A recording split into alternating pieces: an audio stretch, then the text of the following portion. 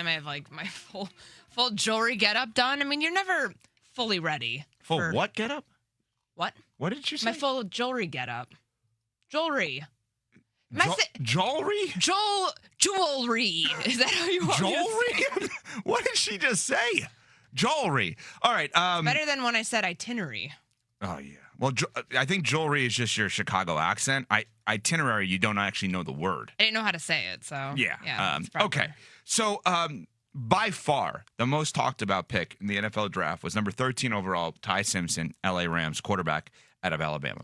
You and I went back and forth on this yesterday. Go back on the podcast and listen as to whether or not McVay was in on it, whether he knew about it, whether he wanted it, why he was upset post-draft. What your point became and was, maybe he's in on a QB development plan, but maybe not on that quarterback specifically. Well, kudos, Amber and Ian, weeknights here, 7P to 10P Eastern Time on ESPN Radio, because they had Ty Simpson on, LA Rams quarterback.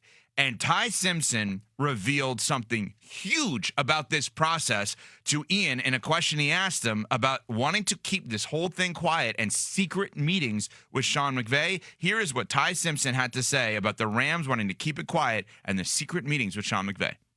We tried to keep this, under wraps as long as we could. It was something to where I knew they were interested, but they wanted to, make it private and didn't want people to know that, they were interested. So I had some secret meetings with, Coach McVay, and, I was trying to be on script and, do what, everybody told me not to tell anybody.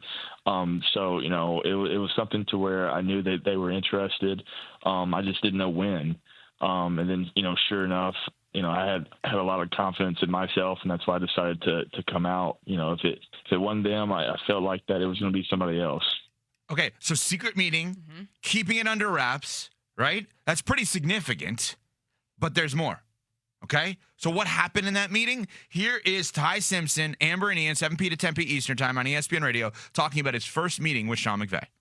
No, it was great. We met at the facility, and it was something to where we just talked for hours and hours, and it was just football. It was just straight football.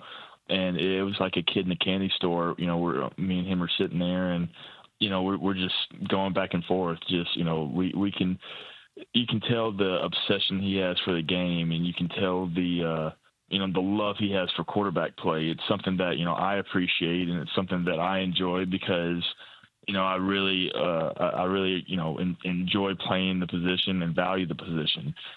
So, being with him and then getting to know him and then just, seeing a little bit of, how I would get coached if I was, fortunate enough to go there was something that, I couldn't have asked for a better situation. So are we putting this to bed finally? I think you have to now because. No, you have to. I'm on board with everything he just said. Go ahead. I think it's a really cool thing that we didn't know about this until Ty Simpson reveals this on Amber and Ian, because it shows you that all that Sean McVay was saying in the pre-draft process was BS. When he's telling people, like, you've done more homework on him than I have.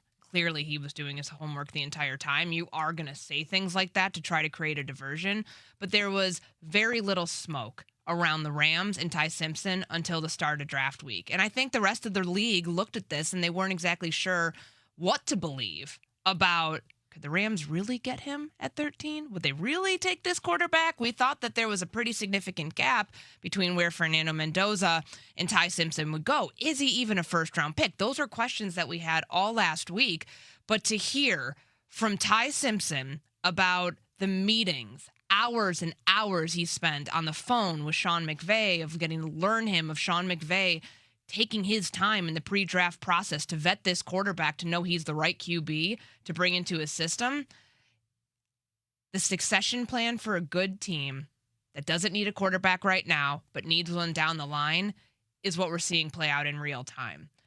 I just would like to know, then, what was Sean McVay so perturbed about last Thursday? Because something's not adding up. Because the way he spoke about what happened on Thursday, how his poker face looked just awful, looked like something was bothering him.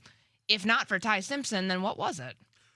Well, I don't know that that's going to be revealed. That's that to me. Like, but what if it's real life stuff? Yeah, that's He's not going to reveal that, and Of nor course should not. he. Nor should he. That's but not our business. that would be very valid. But is it another? I'm wondering, is there another football thing that we don't know about? Because if it's clearly not at all related to this, because the way that Ty Simpson talked about building that relationship with Sean McVay in the pre-draft process, you don't take a quarterback 13th overall if you don't believe in it. So then let's go through a series of questions here. Okay, question and answer on this. Do you believe that Sean McVay is in on Ty Simpson?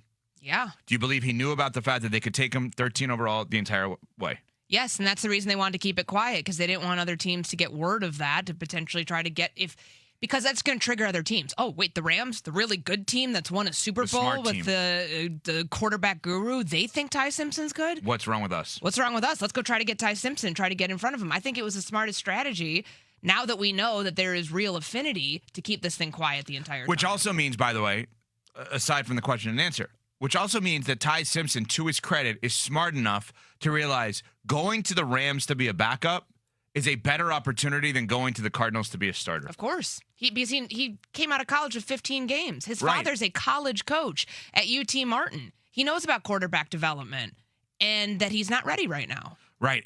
But I don't know that everyone would have operated that way. How many people out there would have said, wait a minute, Team X is going to give me a chance to start right away. I'm going to Team X.